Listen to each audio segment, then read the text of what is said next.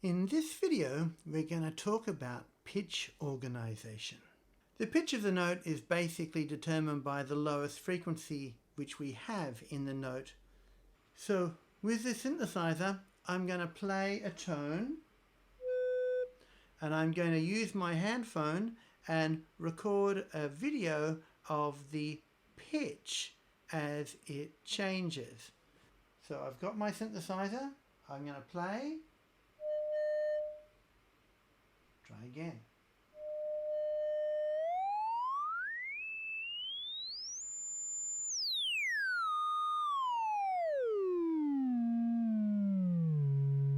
So we can see the waveform of our sound changing as the pitch changes. So, pitch is a continuum. I can glide smoothly from one note to the other, like this.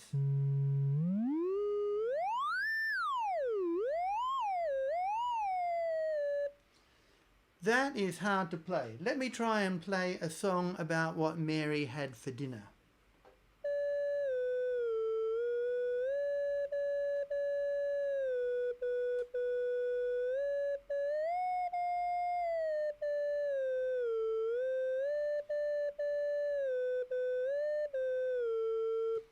Now, that is very hard. So we often don't play with the pitch continuum. What we normally do is we'll break the pitch continuum into discrete pitches. Let me do that by plugging in like this. Now,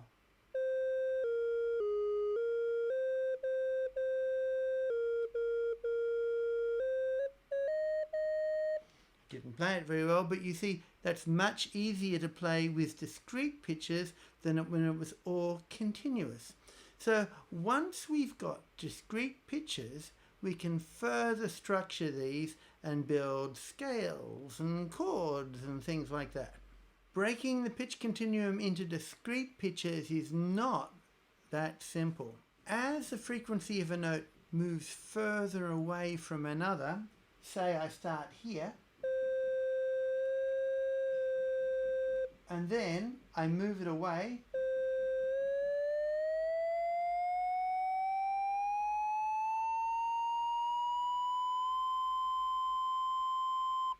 I found that it moved away and then came closer and became a higher version of itself, which part of our perception says the tone has returned to its starting place. Let's try another one. Approximately.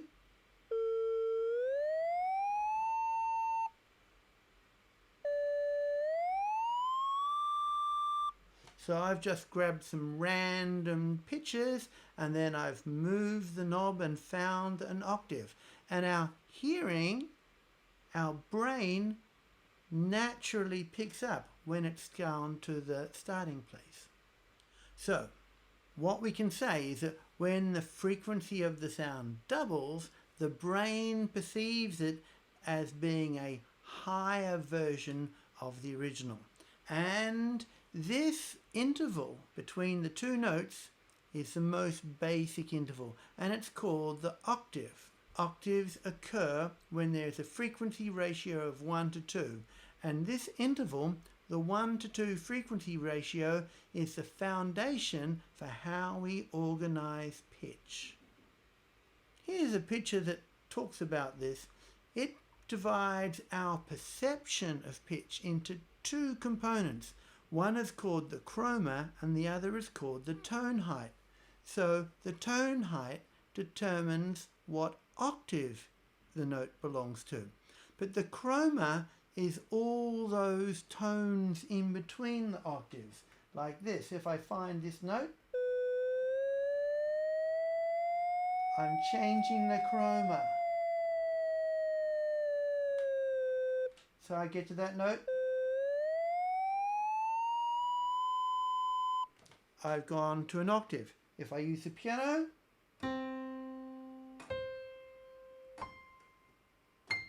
different octaves of the note. put us into different tone heights. As we continue into the next octave, the tones sound so similar to the lower versions that we use the same names. So here's a C, here's another C, and another C. It goes down as well. In many musical contexts, we don't actually care which C it is as long as it's a C. So if I'm building a chord and I want a C in it, it could be this one, this one, this one, this one, and it will still be the chord I'm looking for. So that's the thing called octave equivalence. So where do these intervals come from? Well, we just found that the octave, we can hear it naturally. So 2,500 years ago, Pythagoras observed that if you got a string and divided it into half, you would get the interval of an octave. And he used a thing called a monochord to do this. I don't have a monochord, so I made one in PD out of software. And this line here represents the length of the string. So I'm going to make it the whole length. And I've got two strings. Here's a string here. And I can play this string here. So this is our reference string, or a drone, and the one I can change. So at the moment, I have tuned them to be the same. So they're the same lengths. If I make the string go in half, like that, now when I play the original, it's the same, and this one is an octave.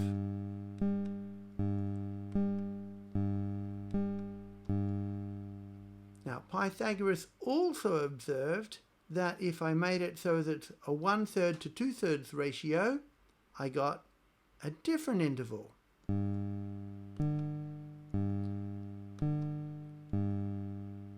Which is what we now call a perfect fifth.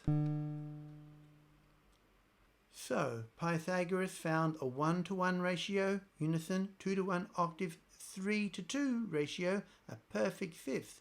And because the Pythagorean people were really interested in numbers, they decided that these intervals should form the basis of all music. So we know a little bit about the harmonic series, and these are the natural modes of vibration of a string.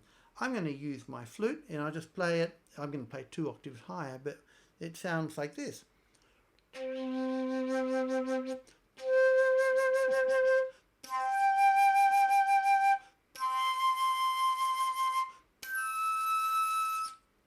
So you may not have been in the shot, but I did not move my fingers. I was just making the air go faster.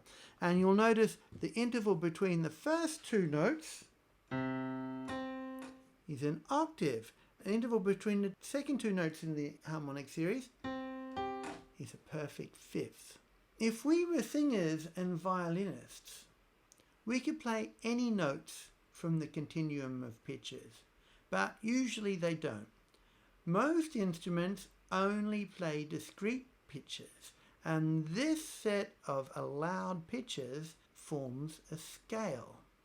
So a scale is a simple pitch set, and the pitch sets that we tend to use are based on these intervals of 1 to 2 and 2 to 3. Actually, we can make a scale out of any collection of pitches, but because the music that we do makes so much use of sustained tones, we tend to favour these sorts of scales which have these small integer frequency ratios. Other cultures can do things differently because they use much more percussion. Let's try some scales which are made in different ways used by other cultures. This one is from Bali.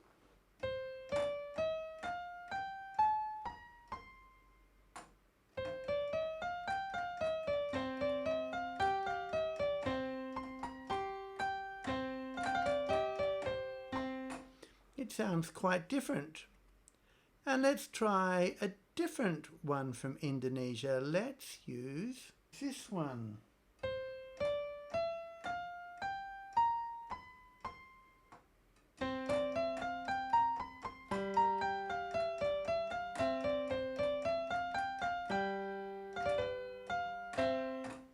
quite different. So there are lots of different types of scales. So what about our scales? That wasn't quite our scale. That was the Pythagorean scale, the one he got after multiplying the intervals by 3 on 2. So if you start with this note, then multiply it by 3 on 2, we get this note. Multiply that by 3 on 2, get this note. Then multiply that by 3 on 2, get this note. Multiply that by 3 on 2, get this note. Multiply that by 3 on 2, get this note. And of course, if we divide them down by 2 or 4 to bring them back into the same octave, we get... we end up with 7 pitches that form a kind of ladder from one pitch to its octave. This type of 7 pitches is the ancestor to the scales that we most commonly use today. What we did is the Pythagorean scale was extended, more notes from more fifths added to become 12 notes.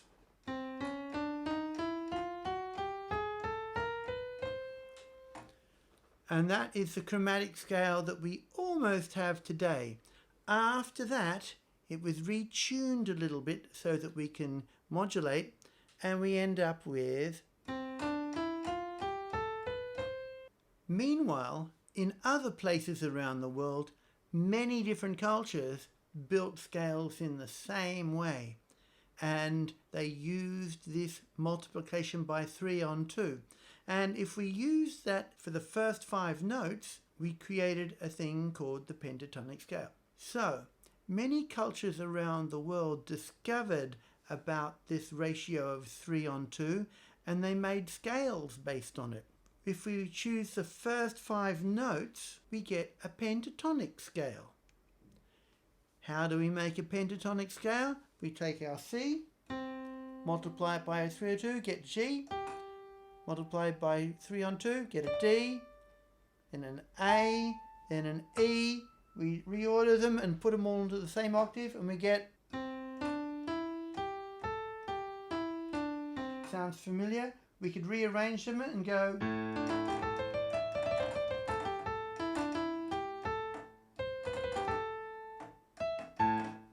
We get sort of music which is quite common, all based on just 5 notes.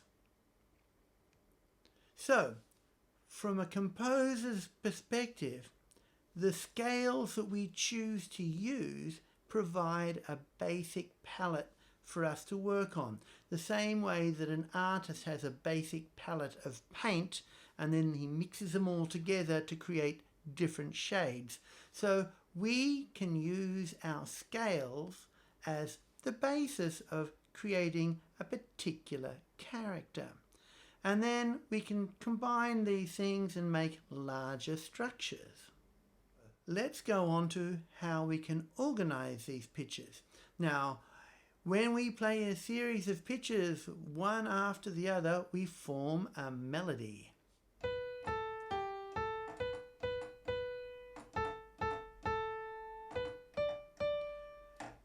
And you've probably realized that the pitches of the notes go up and down over the course of the melody, yes.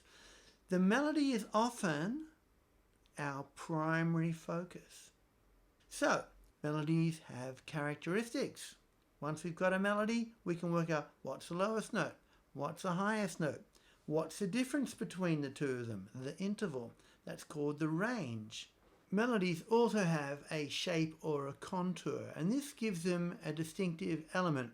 So parts of melodies go up, parts go down, parts remain static, and we can plot this as a line graph of pitch versus time. And this is an idea that 1,000 years ago somebody worked out that we can use that to notate things, and that became the basis of common practice music notation that we currently use.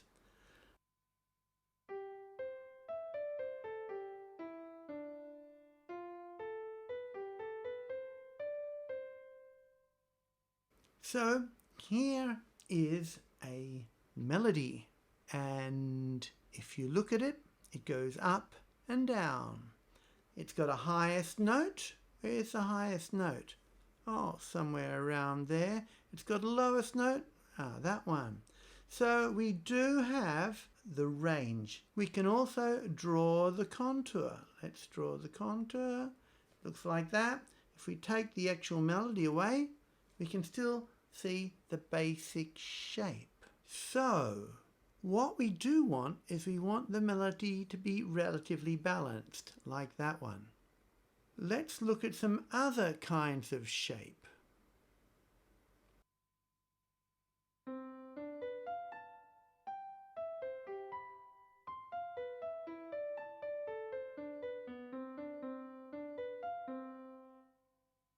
Here's one that goes all over the place.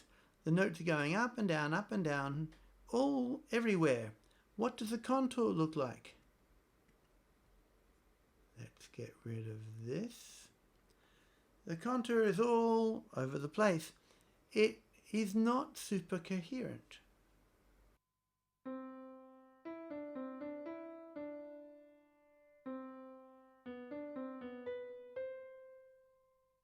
Here's one which isn't particularly balanced. If you look down here, it's all down here and then goes up at the end. We get a contour looking like this. So all down below and then just up at the end.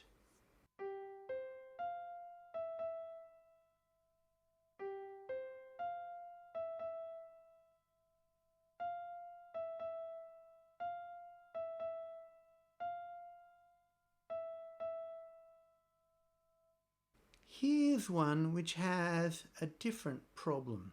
It's not really a problem, but what it does do, it repeats the highest note a lot. The highest note recurs.